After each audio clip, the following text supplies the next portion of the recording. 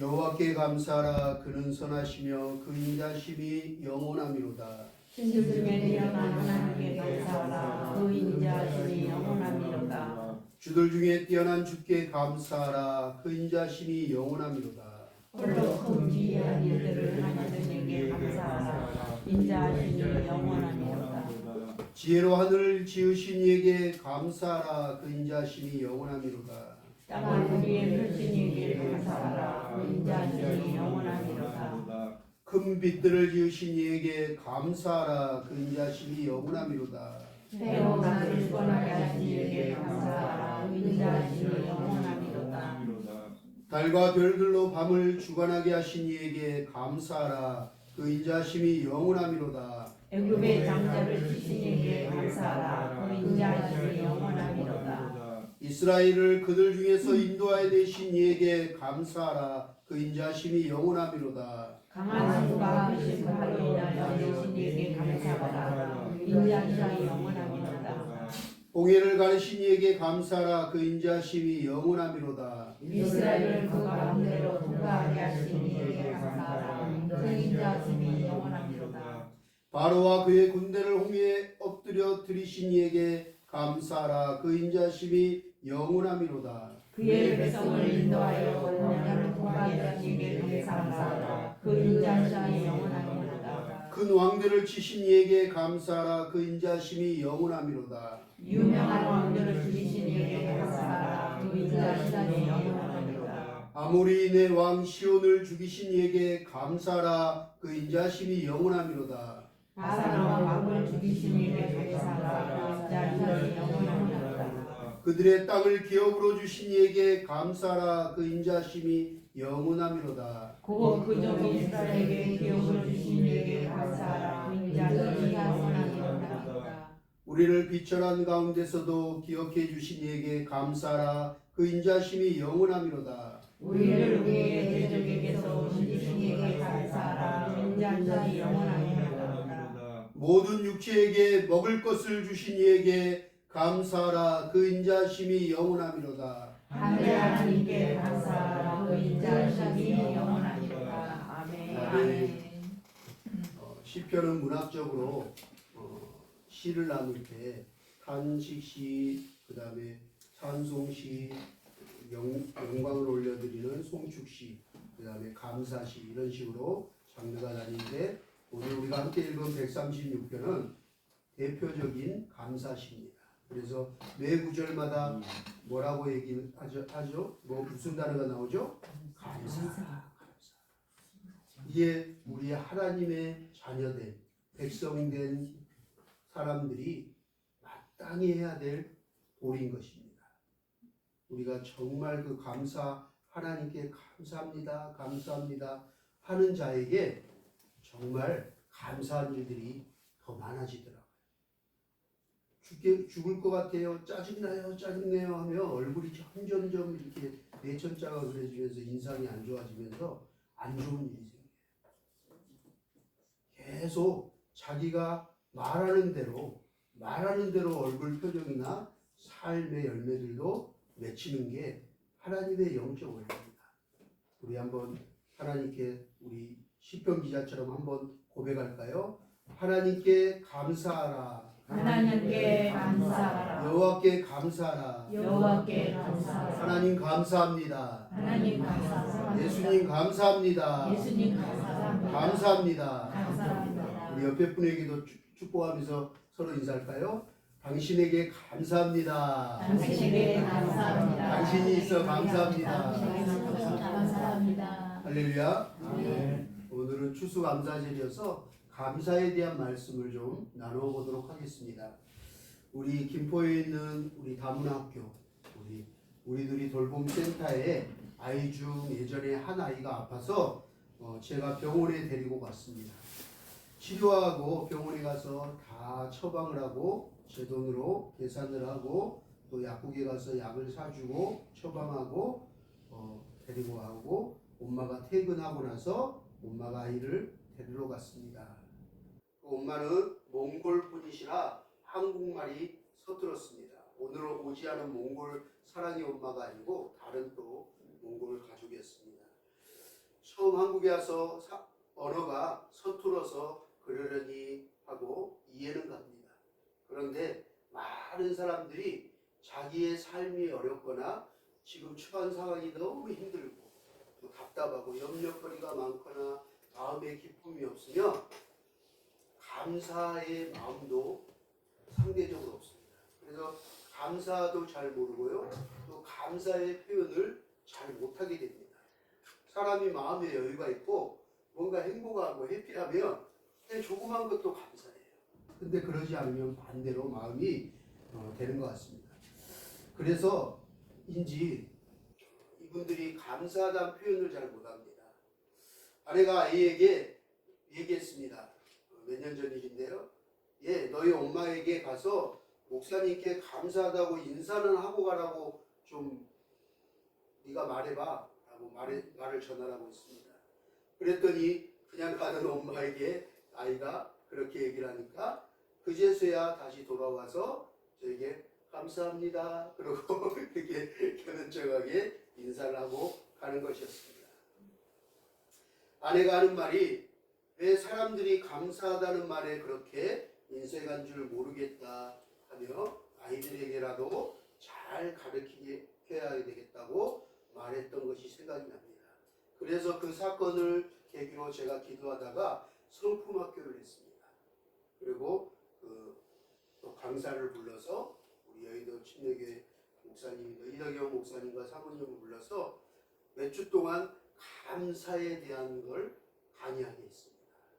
그랬더니 아이들이 그 뒤로 감사하다는 얘기를 너무 잘하고 선생님들에게도 표현을 잘하고 엄마 아빠에게도 집에 가서 감사하다고 하는 훈련을 시켰더니 많이 변했습니다.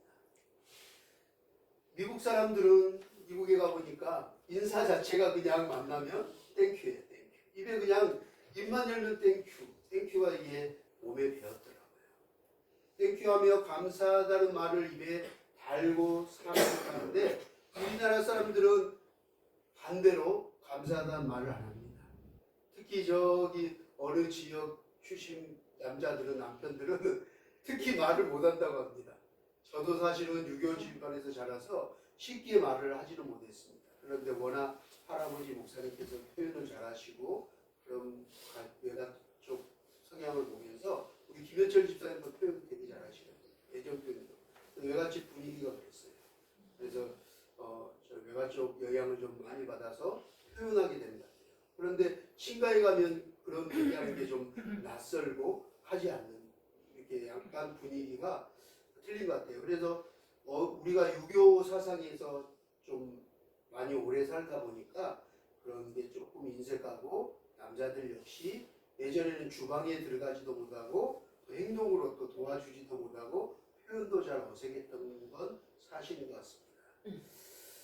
그래서 아이들에게 감사에 대한 성품을 강의하고 나서 감사에 대한 정의를 얘기하고 감사에 대한 노래를 불렀습니다. 그 노래 가사인데요. 이게 감사의 정의란 노래거든요. 한번 가사에 감사의 정의가 뭔지 들어보십시오. 감사란 다른 사람이 나에게 어떤 도움을 주었는지 생각해보고 그것을 인정하고 말과 행동으로 표현하는 것이다 라는 거예요. 이게 진짜 감사의 정의라는 거죠. 저 사람이 나에게 참 고맙게 했어 라고 생각할 수 있어야 돼요. 첫 번째. 그 다음에 어떻게 해야 되죠? 생각하고 나서 인정해 줘야 돼요. 그 사람. 그리고 그 다음에는 그냥 그래 고마웠지 하고 그냥 생각하고 인정만 하고 끝내는 게 아니라 말로 표현을 하든 아니면 뭐 선물을 주든 편지를 쓰든 행동으로 옮겨야만이 그게 감사의 정의라고 하는 것입니다. 근데 이게 참 마음으로는 많이 갖고 있는데 말로 표현하고 행동으로 표현하고 뭔가 선물을 주거나 편지 쓰고 이렇게 하는 게 아까 말한 것처럼 유교적인 분위기에서 특히 조선 한국의 남자들은 참 어색했던 것 같습니다. 부족했던 게 사실인 것 같아요. 그러다 보니 아내들도 좀 마음이 서운하고 어떻게 보면 아내가 가사노동하고 맛있는 밥을 해주고 하는 것조차도 사실 감사한 일이거든요. 매일 가족을 위해서 희생하는 것. 자, 여러분들도 다른 사람에게 한번 내게 감사한 사람이 누굴까 한번 생각해 봤으면 좋겠어요. 이 추수감사절에 참 나에게 도움이 되는 사람이 누굴까? 나에게 참 이럴 때, 힘들 때, 외로울 때, 지칠 때 내게 손잡아주고 전화 한 통화라도 해서 위로해주고 기도해주고 날 걱정해주고 염려해주고 찾아와주고 내 필요를 채워준 사람이 있을까? 한번 생각해 보세요. 그 사람이 있다는 건 얼마나 감사한 일인지 몰라요. 인생을 살아가면서. 그런 사람이 없는 인생은 참 외롭고 쓸쓸하고 참 인생을 어떻게 보면 이렇게 성공적으로 잘 살았다고 할 수 없을 것 같아요.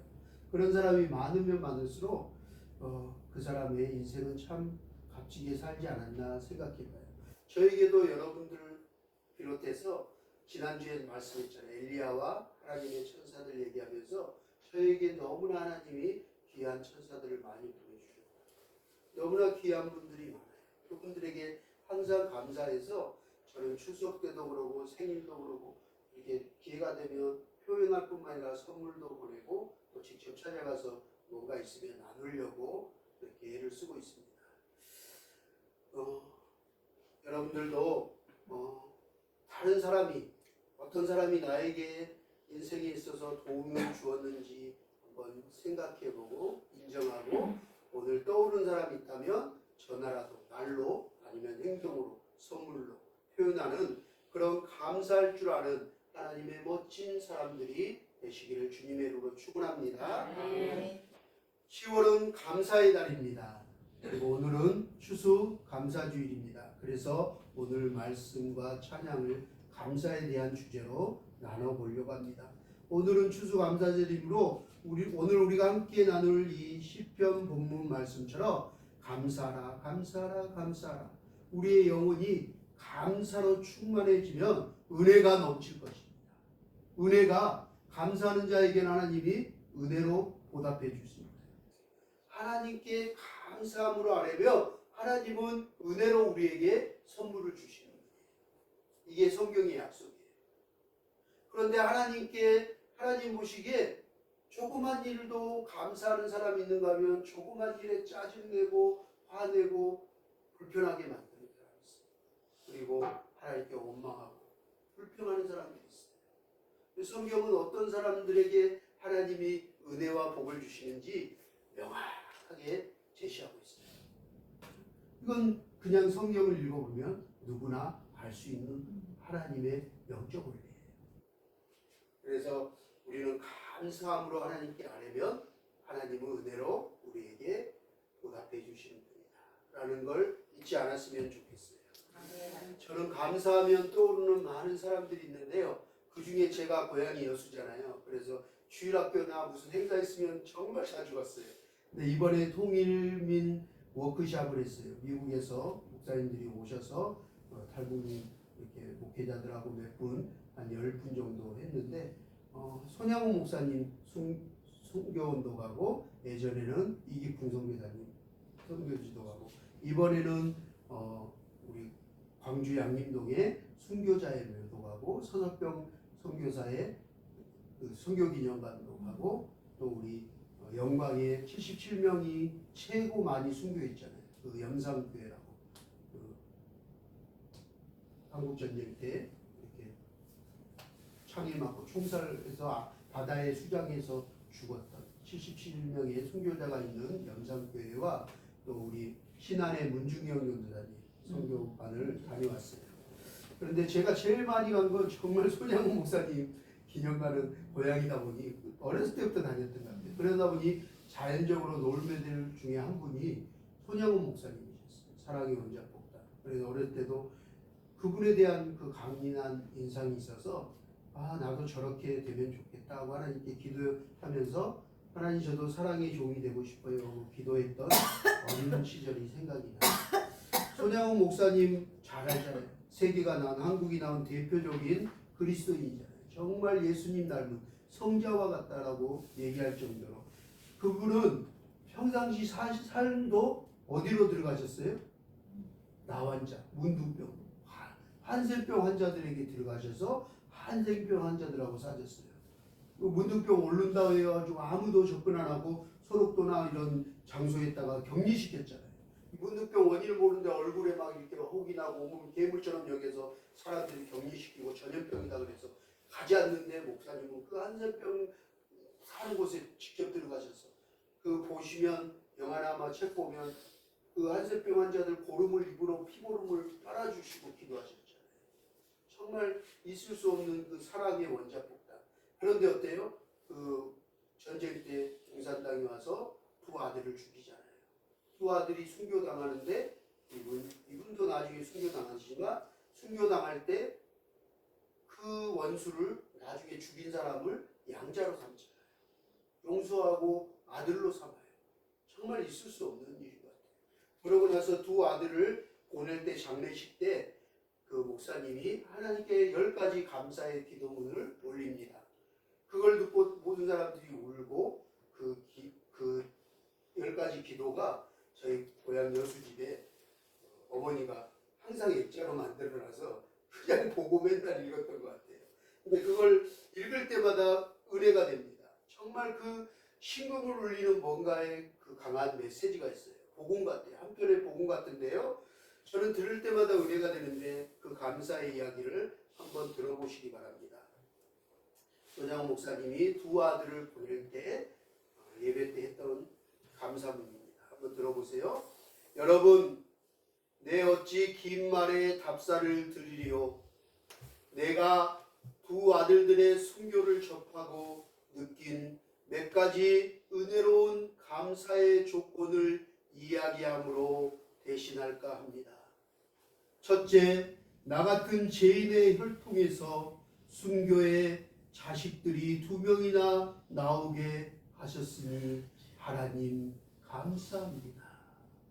둘째, 허다한 많은 성도들 중에 어찌 이런 보배들을 주께서 하필 내게 주셨는지 그 점 또한 하나님 감사합니다.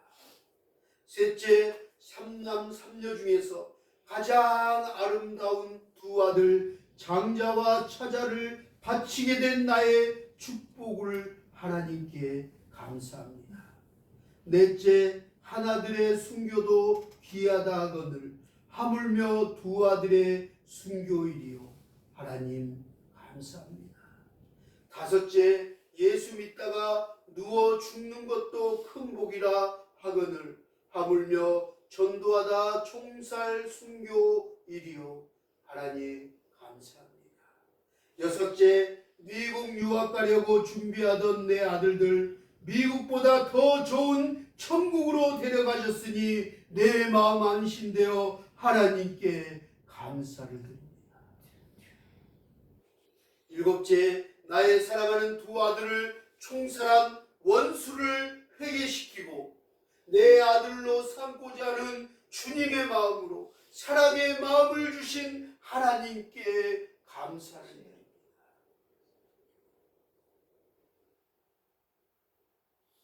여덟째, 내 두 아들의 순교로 말미암아 무수한 천국의 아들들, 믿음의 아들들이 생길 것을 믿어지니 우리 아버지 하나님께 감사드립니다. 아홉째, 이 같은 역경 중에서 이상 8가지 진리와 하나님의 사랑을 알게 하신 그 마음, 기쁨과 여유 있는 믿음 주신 우리 주 예수 그리스도께 감사합니다. 열째, 끝으로 나에게 분수에 넘치는 과분한 큰 복을 내려주신 하나님께 감사드리며 모든 영광을 하나님께 올려드립니다. 이 환송 예배 때 이 말씀을 답사를 하는 손양호 목사님의 이 얘기를 듣고 교인들과 그 장례에 참여했던 많은 사람들이 울었다고 합니다. 그 중에 그리스도인이 아닌 사람들도 그날 성령의 감동을 받아서 야, 이런 사람들, 이런 믿음이면 나도 갖고 싶다 해서 그리스도인으로 많이 개종했다고 합니다. 복음의 능력인 것 같습니다. 여러분, 이런 상황에서 감사할 수 있을까요? 여러분은 어떨 때 감사합니까? 대부분의 사람들은 감사한 일이 있어야지만 감사합니다. 그리고 무언가 받고 무언가 다른 사람이 내게 감동 주고 무언가 도움이 될 때만 감사합니다. 그런데 그리스도인들의 원리는 그렇지 않음을 손양훈 목사님을 통해서 많은 믿음의 선교자들과 선진들을 통해서 성경은 말하고 있습니다. 성경에서도 감사를 어떻게 하라고 하죠? 항상 기뻐하라.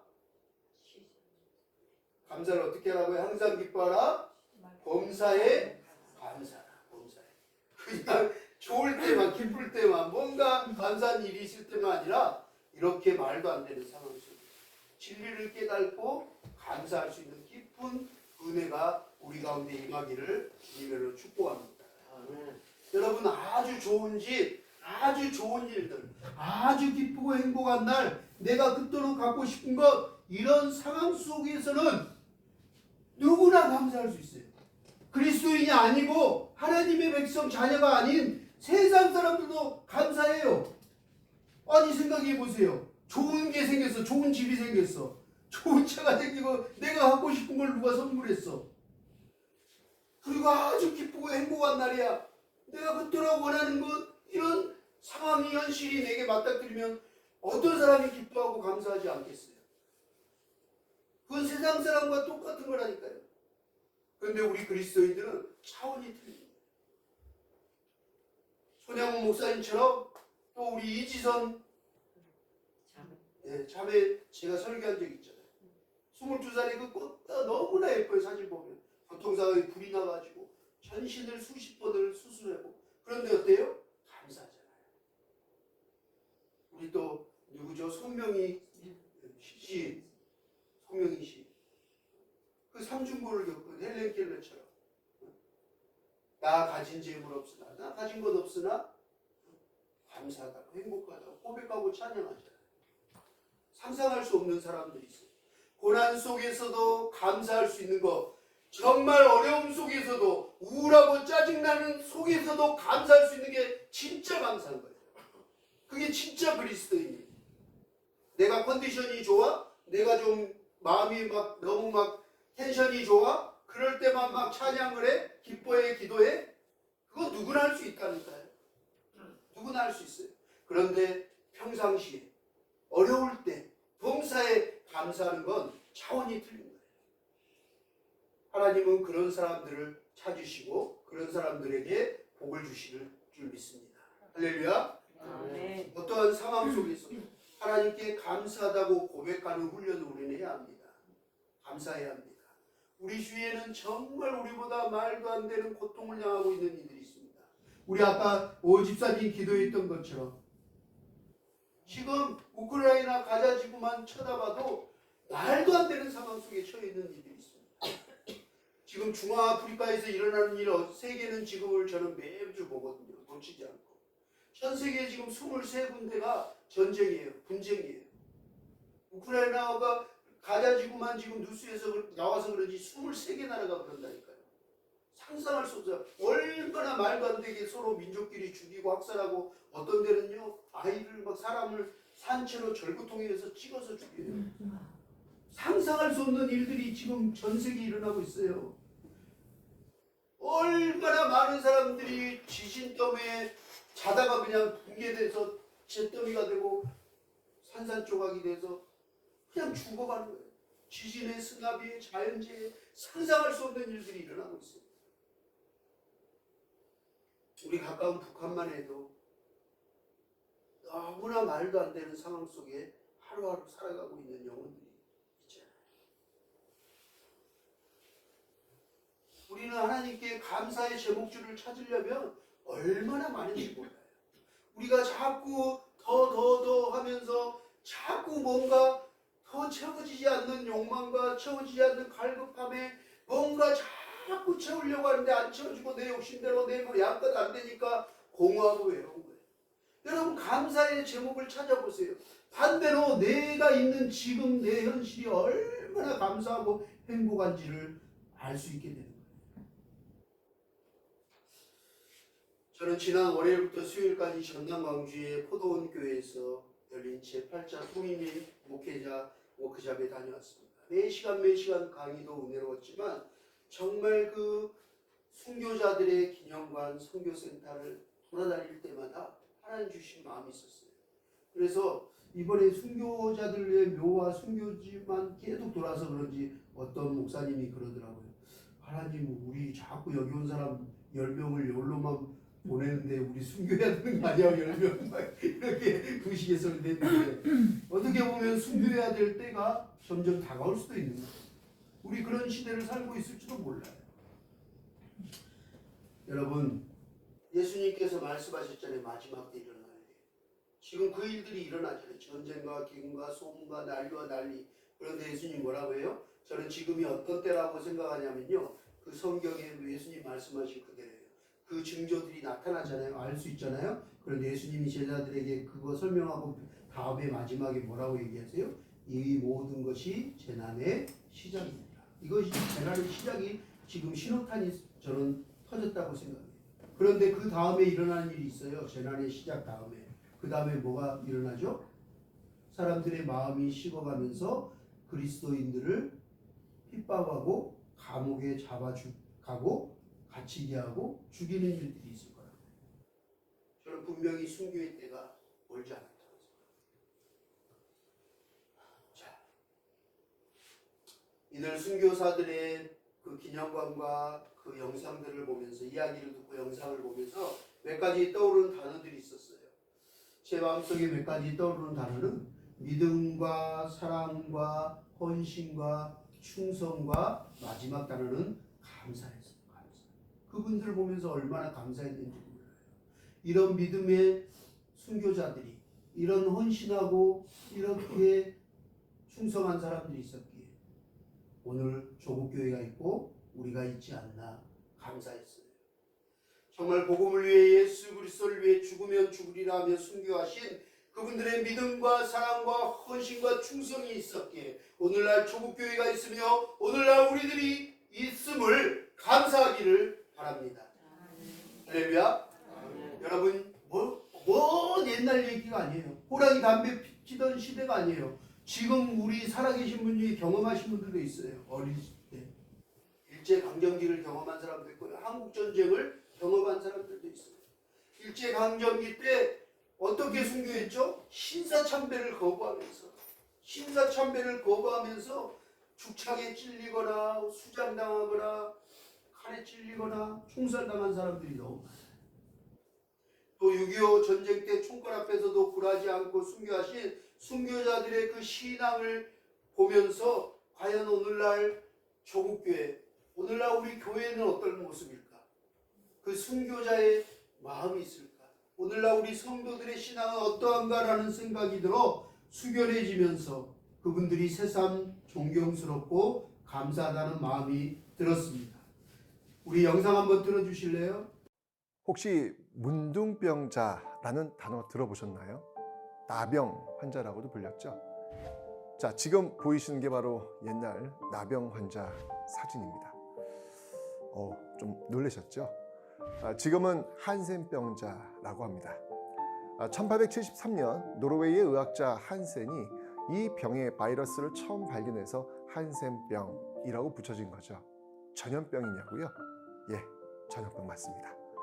그런데 1941년 이 치료약이 발명되면서 완치 가능해졌고요. 정도의 차이는 있지만 이제는 일반 피부 질환자 정도라고 보시면 되겠습니다. 그런데 이 병을 잘 모르고 또 약도 없었던 시기에 한센병, 공포 그 자체였습니다. 일단 보여지는 모습이 너무 끔찍했거든요. 일제강점기에는요, 그래서 이 한센병자들한테 낙태와 강제, 거세가 이루어졌고요.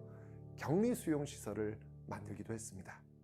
보기만 해도 무섭고 또 그 무서운 얼굴이 전염을 통해서 나한테도 생길 수 있다는 그 공포감을 극복하고 그들과 함께 산다는 것 하실 수 있겠습니까? 쉽지 않을 것 같습니다. 자, 그런데 오늘 여러분들이 만날 인물은요, 그 어려운 일을 해낸 분입니다. 여성이고요, 게다가 외국인입니다. 그 이름은요, My name is Elizabeth Johanna Schepping. 서평. 그녀는 독일인입니다. 독일에서 어머니가 하녀 생활을 하다가요, 쇼핑을 임신하게 되죠. 삶이 워낙 팍팍하다 보니까 어머니는 돈을 벌기 위해서 이제 갓 태어난 쇼핑을 할머니에게 맡기고 미국으로 떠납니다. 쇼핑은 가난한 데다가 또 부모의 보살핌을 받지 못한 채 힘겨운 유아기를 보내야 했는데요. 얼마 지나지 않아 마지막 보호자였던 할머니마저 돌아가십니다. 결국 그녀는 9살 때 미국으로 간 엄마를 찾아서 무작정 독일을 떠나 미국 뉴욕으로 향하죠. 다행히 어머니 만났고 어머니 도움으로 뉴욕의 고등학교까지 다닌 이후에 간호학교로 진학하는데요. 이때 그녀는 운명적으로 한국을 알게 됩니다. 아주 먼 태평양을 건너면 한국이라는 나라가 있는데 그곳 사람들이 적당한 치료를 받지 못해 죽어가고 있다는 이야기, 그 이야기를 듣게 된 거죠. 그때 그녀는 결심합니다. 내가 그곳으로 가 그들 곁에 있겠노라고. 1912년 일제강점기네요. 쇼핑은요 32살 나이로 드디어 한국에 들어옵니다. 그녀는 한국에 사는 여느 외국인 선교사가 아닌 진짜 한국인이 되고자 했습니다. 엘리자베스 쇼핑이란 이름 대신 서평이란 한국 이름을 짓습니다. 이름의 뜻은요 천천히 평온하게, 그러니까 뚜벅뚜벅 큰 걸음으로 한국인 속으로 들어가겠다는 그런 의지의 표현을 이름에 담고 있습니다.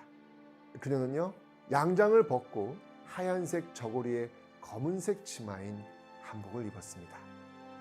구두를 벗고 검정 고무신을 신었습니다.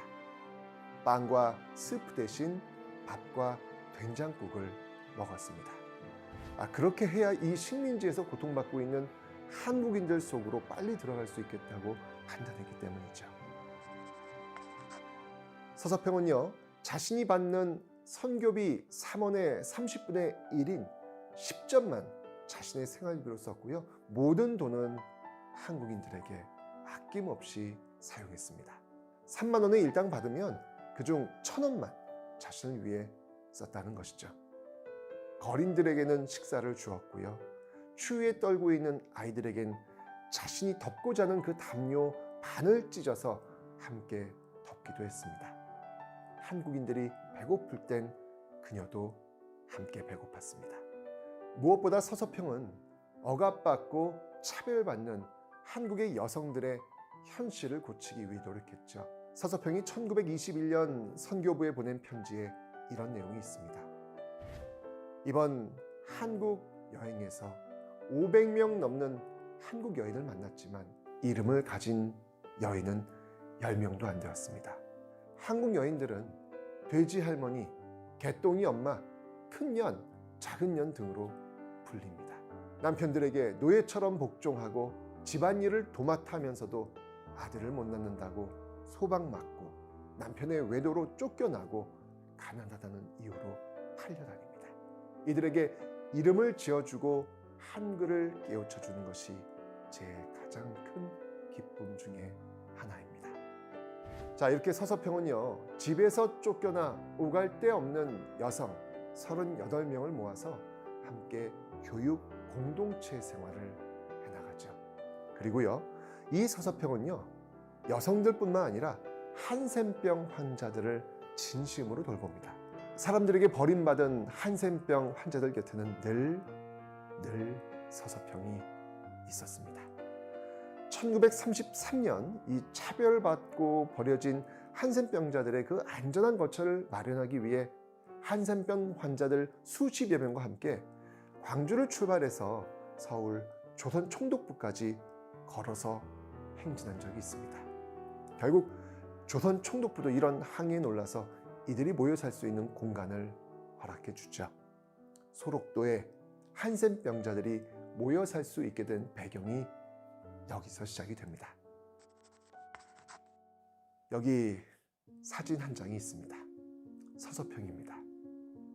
서서평이 지금 업고 있는 아이는 그녀의 아이 요셉입니다. 서서평이 결혼했냐고요? 아닙니다. 그녀는 독신으로 삽니다. 그럼 이 아이가 누구냐고요? 이 아이는 그녀가 입양한 한센 병자입니다. 이름은 요셉. 그녀는 한센병에 걸린 요셉을 포함해 14명의 버려진 고아들을 입양해서 정성껏 키웠습니다. 1934년 6월 22년간 한국인들을 위해 자신의 삶을 모두 바친 서서평은 54세로 눈을 감습니다.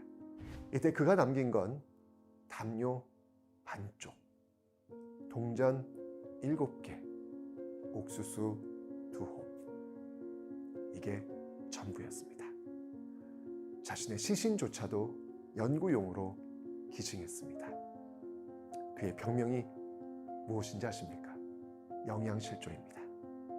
광주의 어머니로 불리던 서서평의 장례식을 마치고 그녀의 침실을 정리하기 위해 들어온 사람들은 침상 위 붙어 있었던 문구를 발견합니다. Not success, but serve. 성공이 아니라 섬김으로. 서서평 앞에 서 보니 우리는 참 많은 것을 소유하고 있습니다.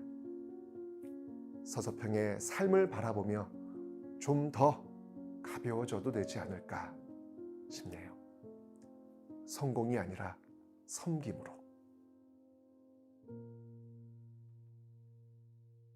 이 땅에 와서 정말 글도 모르고 쫓겨나고 소박당한 여인이 그의 어머니가 되어주고 한센병 환자들의 어머니가 되어주고 서서평이 그렇게 함으로 인해서 광주에 학교가 세워집니다.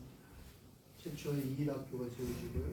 그 뒤에 또 오행선 교사님이랑 들어오셔서 병원이 세워지고 광주 기독병원이 세워지고 그리고 신학교가 세워지고 신대나 학교들이 세워집니다.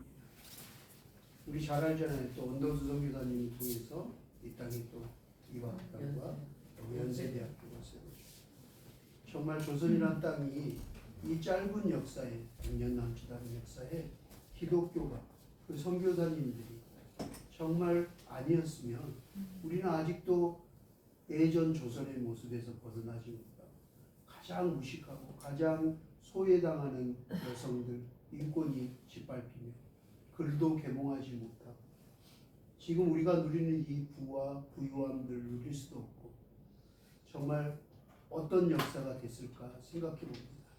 그분들이 아니었습니다. 그분들이 계셨기에. 근데 이방인이잖아요. 그런데 이방인이지만 우리에게는 형제요 자매입니다. 하나님 안에서 우리 그리스도인이기 때문에 그렇습니다. 예수님 안에서 형제요 자매됩니다. 천국 가서 만날 겁니다. 그분들의 사랑과 헌신과 수고와 섬김이 있었기에 충성이 있었기에 오늘 이 대한민국에 조국교회가 있고 우리의 삶이 있다고 생각합니다. 저는 서서평 선교사님의 일대기를 듣고 그 묘비랑 그쪽에 돌면서 걸어가면서 참 감사하다라는 생각을 많이 하고 감사했습니다. 또 거기 양림동 묘지 갔더니 서서평 선교사뿐만 아니라 아까 말한 오해 선교사님부터 해서 얼마나 많은 이방인들의 순교하고 선교하신 그 묘비가 있는지 한 사람 한 사람의 사용과 글을 보며 정말 감사했습니다. 정말 이렇게 평화롭게 우리가 오늘도 추수감사제를 지내고 예배를 드리고 일상을 살아가면서 신앙생활을 할 수 있는 것은 이렇게 수고하고 헌신하고 복음을 전한 이방인들, 그 선교사님들과 순교하기까지 목숨을 바친 믿음의 선배들이 있었기 때문입니다. 정말 감사한 일입니다. 그런데 과연 저와 여러분들은 얼마나 우리의 지금의 삶을 감사하다고 말하고 살아가고 있습니까? 나는 얼마나 감사하며 사는가 한번 생각해 보시기 바랍니다.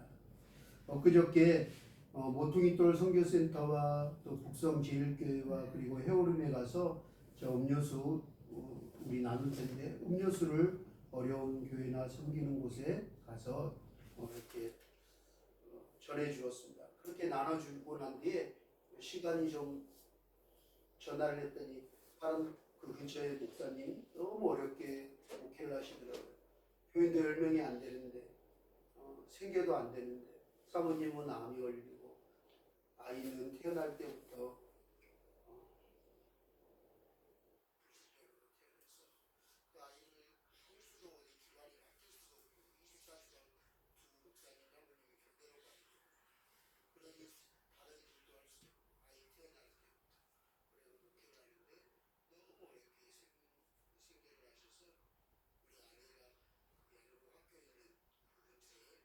BYC 하시는 분이 자기 고향인데 그 강화도에 이런 분이 있어요. 거기 목사님 물품 많이 나오는데 거기 꼭 좀 섬겨주세요라고 아내 통해서 듣고 제가 찾아가 봤어요. 너무 안타깝더라고요. 그리고 두 번째 지난번에 쌀이랑 뭐 이런 걸 갖다 드렸는데 이번에는 음료수를 갖다 드렸어요. 그리고 전화했더니 잠깐 애기 때문에 나와 있다고 병원에 있다고 30분 뒤에 갈 겁니다 목사님. 그래서 시간이 남아서 그 옆에 우리 진신 예배 때 가봤잖아요. 그 철책선 보이잖아요. 그 철책선에 걸어갔어요. 30분 동안 왔다 갔다 하면서 북한 땅을 바라보면서 이렇게 철조망을 잡는데 손이 너무 시린 거예요. 엊그저께 너무 추웠어요. 정말 추웠어요. 한파가 오는 것 같아요. 강화도에 겨울이 온 듯해요. 그래서 손을 잡고 철책을 잡고 북한 땅을 바라보는데 제 마음이 얼음장처럼 되면서 눈물이 나더라고요. 강화도 이렇게 추운데 제가 작년 재작년 강화의 추위를 경험했어요. 저 전라도 여수가 고향인데 따뜻한 곳에서 이렇게 제일 최북단 강화에 오니까 절실히 느껴지거든요. 추위가.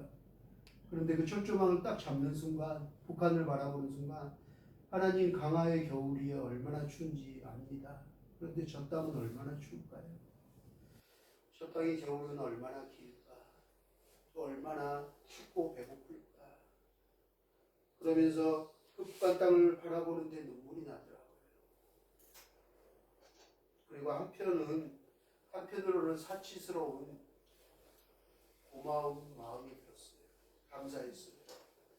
바로 요 앞인데 철새들도 왔다 갔다 하는 모습이 보이는데 정말 걸어가면 2.3km밖에 안 되는 거리인데 다리 하나만 낮으면 언제든 갈 수 있는 거리인데 우리는 참 많은 걸 누리고 살구나. 참 많은 걸 지고 누리고 사는데 왜 이렇게 짜증나고 불평해할까? 하나님 보시면 얼마나 우리가 참 하나님 보시기에 안타까운 모습으로 살까? 너무 많은 걸 누리고 주셨는데 감사하고 행복하고 기뻐하기도 모자랐는데 얼마나 우리는 짜증내고 원망하고 힘들다고 불평하며 살까? 그런 생각에 하나님께 죄송하고 저 북녘 땅 우리 동포들과 어린아이들 생각에 마음이 아팠습니다.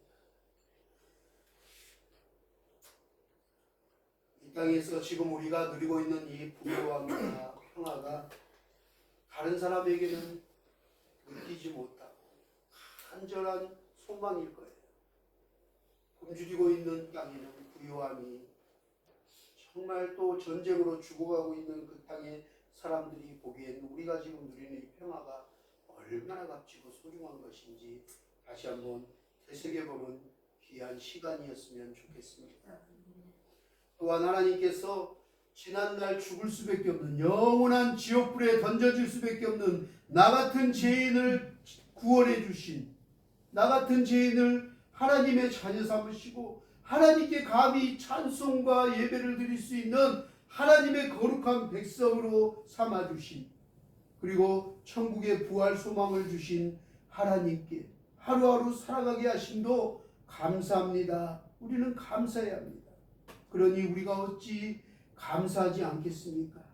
평상시에 더욱더 감사하지 못하고 불평하고 짜증냈던 죄를 회개합시다.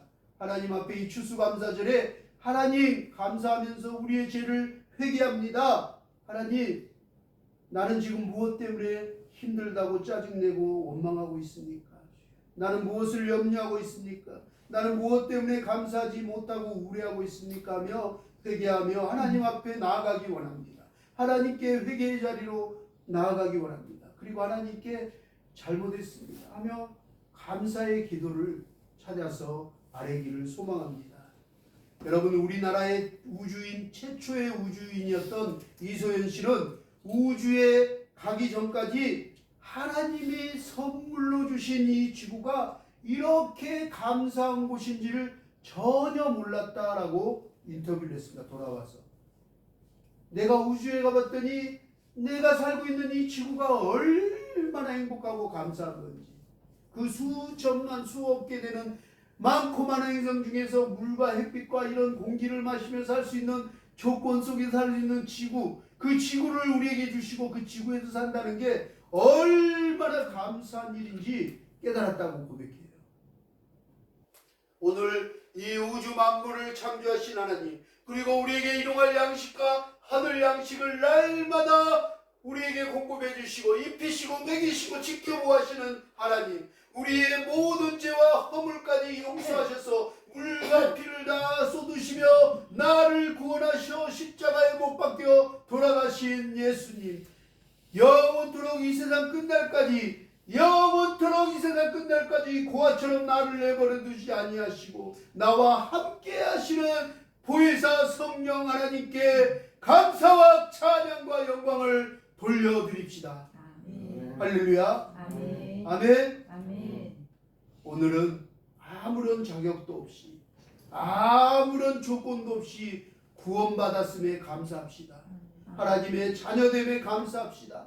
하나님의 그 구원의 은혜를 감사하기를 소망합니다. 우리와 늘 함께 하셔서 과실을 거두고 또 1년 농사를 수확하여 수장할 때까지 그 베푸신 사랑과 은혜를 감사하며 햇빛과 물과 공기를 우리에게 마음껏 주시며 생명까지 내어주신 그 주님께 영광을 돌려드리는 오늘은 감사 주일입니다. 이처럼 우리 성도들은 우리들의 삶이, 입술의 고백이 감사의 생활이 되어야 할 것입니다. 우리는 마지막 그날까지, 주님 부르시는 그 순간까지 감사합니다. 감사합니다. 오늘 다윗의 이 시편처럼, 시편의 저 작가의 고백처럼 매 순간순간, 매 구절구절마다 감사하라, 감사하라, 감사하라, 하나님 감사합니다, 감사합니다. 그렇게 고백되지는 감사의 삶을 살아가는 저와 여러분 되기를 주님의 이름으로 축원합니다. 아멘. 하나님의 크신 사랑과 은혜로 구원받았으니 너희는 호흡 있는 자마다 감사하라 라고 데살로니가전서 5장 18절은 얘기합니다. 우리에게 범사에 감사하라 라고 얘기하십니다. 할렐루야. 아멘. 우리 한번 내 자신에게 한번 다짐해 볼까요? 이렇게 고백합시다. 가슴에 손을 얹고 범사에 감사하라. 범사에 감사하라. 범사에 감사합시다. 범사에 감사합시다. 범사에 감사합시다. 범사에 감사합시다. 할렐루야. 아멘. 그렇게 살아가기를 소망합니다.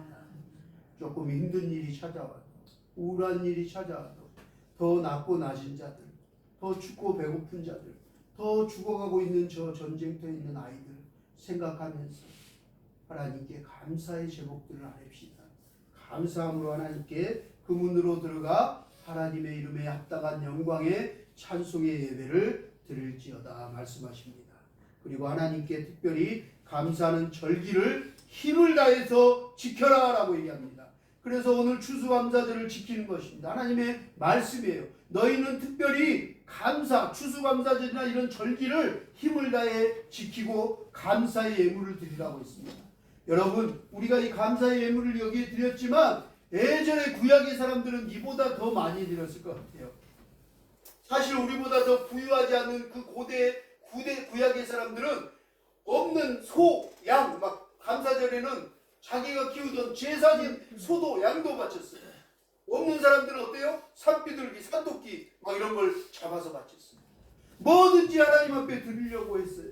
우리가 이 시간 하나님이 이 예물도 받으시지만 더욱 중요한 건 뭘 받아요? 하나님 무엇을 보세요? 우리의 마음의 중심을 보세요.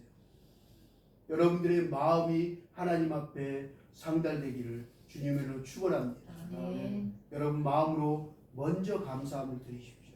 하나님 다 보고 계세요. 여러분들의 자세, 여러분들의 마음의 중심을 보고 계십니다. 사실 이거 드리는 것이 내 마음의 진짜 신령과 진정으로 감사함을 하나님께 진실되게 드리는 물질이야지 하나님이 이걸 받아요. 만약에 아니면요 어떻게 되죠? 여러분 우리가 교훈 알잖아요. 우리 아담의 아들 누구였죠?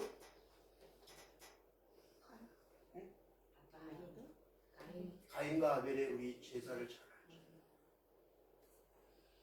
하나님이 기뻐하시지 않는 예물을 드렸을 때 하나님 어떠신지, 가인은 어떻게 되는지 우리는 잘 알고 있어요. 우리는 하나님 앞에 가인의 마음으로 형식적으로 그냥 제물을 드리면 안 돼요. 하나님 앞에 감사합니다. 여러분들이 정말 정성껏 수고하고 또 마음을 모아서 이렇게 드리는 물질과 헌금을 하나님 기쁨으로 받으실 겁니다. 그리고 그 감사함으로 드리는 자에게 은혜로 복으로 채워주실 것입니다. 너무 감사한 건 또 우리 박인숙 권사님이 전화를 하셨어요. 목사님 기도하는데 감동을 주셔서 우리 S대의 찬양들 너무 이쁘고 소중한 것 같아서 저는 감사함으로 추수감사함으로 우리 햇세대 성가복을 맞추겠습니다.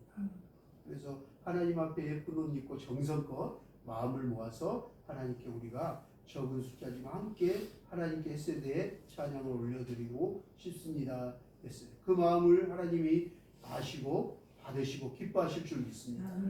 할렐루야.